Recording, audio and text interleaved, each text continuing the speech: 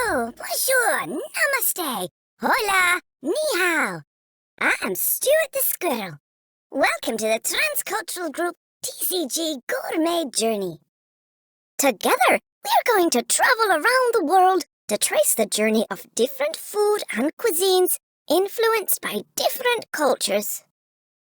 Well, without further ado, here are the different types of food we have ready for you to discover.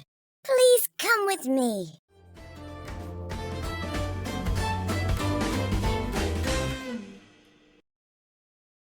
Here comes Po-Yi the panda. Po-Yi shall join us on our journey to discover the mysterious facts of tea. Hi, my friends. My name is Po-Yi. You can call me Po. Let me tell you more about tea, the famous plant from China. First, before we begin our journey, Stuart, you must take a sip of this. Is that the famous Longjing tea, Po? Did you really fetch that for me from the dragon well? You are so brave, Po. You are my superhero.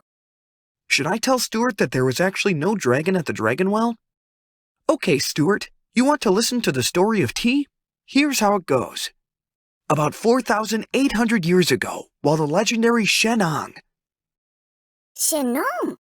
You mean the one who taught the Chinese people about agriculture and the use of medicinal herbs? Yes, Stuart, that's Shennong. He was tired and decided to take a rest under a tree. A few leaves were blown into his boiling water. He took a sip of the boiled drink, liked the flavor, and immediately felt energized again. Since then, Shennong started to share the making of this drink to the people. That is how tea was born. I wonder what would be the taste of that first cup of tea. The Chinese people trusted Shennong, so very soon they developed their love for tea. Tea began to transform from simple tea leaves to many different forms, such as in the form of bricks. Tea bricks? Did they also use that to build houses? What happened when it rained? Of course not. Tea bricks were not made for construction, but because they were much easier to preserve and to transport.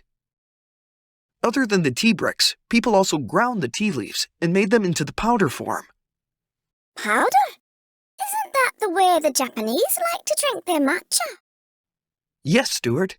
Tea became so popular during the Tang Dynasty, 618 to 907 CE, and the tea culture was then introduced from China to Korea and Japan. When tea arrived in Japan, Emperor Saga, 786 to 842 CE, loved it so much that he established 5 tea plantations near his capital. Though during the early days, tea was still a drink more for the Buddhist monks and the nobles, it was in the later years, around 1200 CE, that through the writing and the effort of monk Asaya, the author of Drink Tea and Prolong Life, that tea really became popular in Japan. I see. That's how tea drinking spread in Japan. No wonder there is a Zen aspect in the Japanese tea ceremony. The religious root had its influence there. Oh, now that you mentioned about Chano-yu, the Japanese tea ceremony, we must mention about Sen-no Rikyu. Who is Sen-no Rikyu?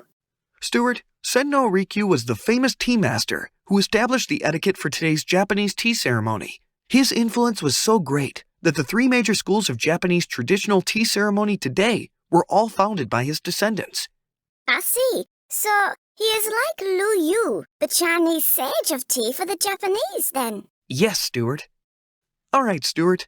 I think we should take a small break here because we will soon board the ship for the next leg of our journey to Europe. Sure, Po. Let's break for tea, and maybe we can try some of those delicious Japanese wagashi, traditional sweets.